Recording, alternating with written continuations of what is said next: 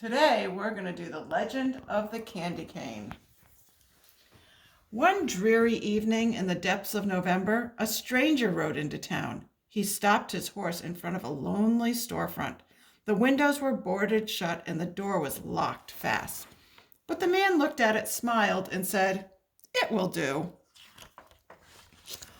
All through the gray, short days and the long, dark nights of November, the man worked. The townspeople could hear the faint pum, pum, pum of his hammer and the snish, snish, snish of his saw. They could smell the sweet, clean scent of new lumber and the deep, oily smell of new paint. But no one knew who the man was and what he was doing. The mayor hoped he was a doctor to heal his illness. The young wives hoped he was a tailor to make beautiful dresses. The farmers hoped he was a trader to exchange their grain for goods.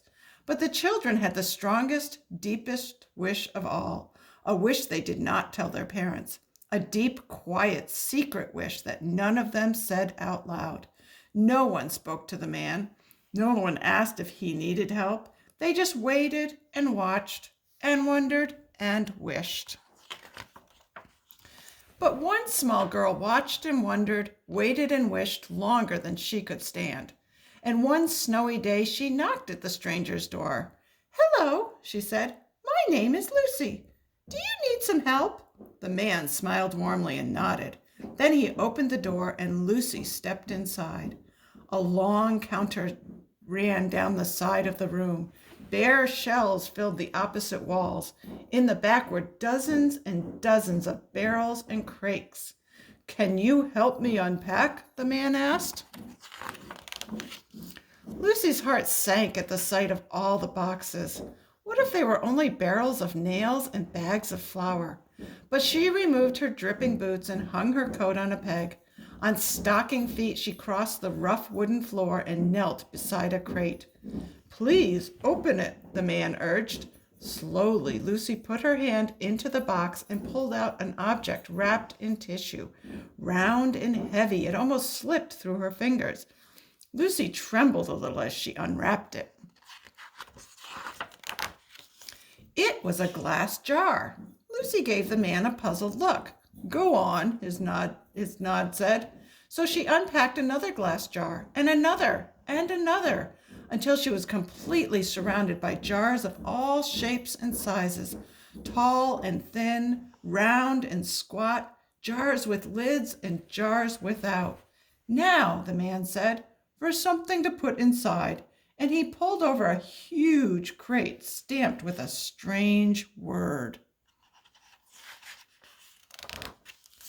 As Lucy unpacked, her eyes lit up. It was candy, her favorite candy, gumdrops. "Try some," the man said. She popped one in her mouth. Now she could hardly unwrap fast enough. Peppermint sticks, taffy, lollipops, chewing gum. Wide-eyed, she looked at the man. "We wished," Lucy said. "Yes, I know," said the man. "And here it is. Welcome to Sonneman's Candy Store. I am John Sonneman." Soon the small store was filled with candies gleaming in their glass jars, raspberry suckers and tiny lemon drops, brightly colored jawbreakers and long tangles of licorice, pink and white peppermints for the church and butterscotch balls for company. Then, in the very last package, in the very last crate, was a candy Lucy had never seen before, a red and white striped candy stick with a crook on the end. "What is it?"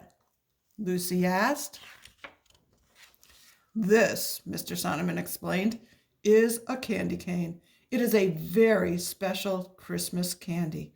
"Why?" Lucy asked. "Tell me," Mr. Sonneman said. "What letter does it look like?" Lucy took the candy and turned it in her hand.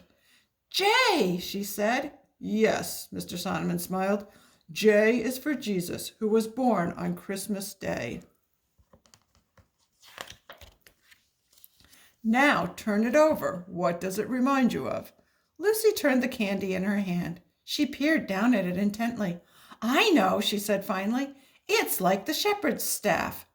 "Who were the first to find out about Jesus' birth?" Mr. Sonneman asked. Shepherds in the field, Lucy answered, watching over their flocks by night. But, Mr. Sonneman, what are the stripes for? Lucy asked. The man's eyes grew sad. The prophet Isaiah said, by his stripes we are healed. Before he died on the cross, Jesus was whipped. The red reminds us of his suffering and his blood. But then, Mr. Sonneman continued, the candy is white as well. When we give our lives to Jesus, his blood washes away our sins, making us white and pure as snow. That, he said, is the story of the candy cane. Is it a secret? Lucy asked. Mr. Sonneman looked at her for a long moment.